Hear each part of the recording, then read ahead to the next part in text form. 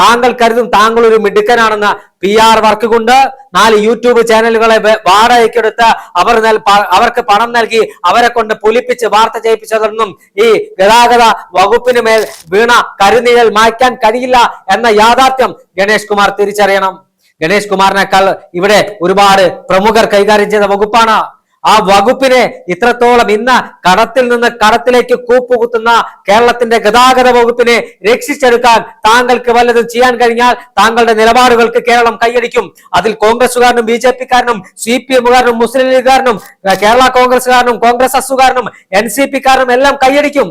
പക്ഷേ താങ്കൾ ഒരു മന്ത്രിയാണെന്ന് കരുതി തൊഴിലാളികളെ അടിമകളാക്കി നിർത്തി അങ്ങ് വകുപ്പ് ഭരിച്ചു കളയാമെന്ന് കരുതിയാൽ താങ്കൾക്ക് തെറ്റി. ഇത് കേരളമാണ്, ജനാധിപത്യ കേരളമാണ്.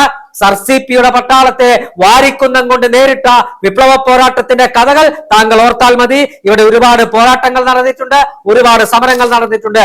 അത്തരം സമര പോരാട്ടങ്ങളുടെ, തൊഴിലാളി സമരങ്ങളുടെ, തൊഴിലാളി പ്രസ്ഥാനങ്ങളുടെ, എണ്ണമറ്റ പോരാട്ടങ്ങളുടെ ചരിത്രം പേറുന്ന മണ്ണാണ് കേരളമെന്ന് താങ്കൾ ഓർക്കുന്നത് നല്ലതാണ്.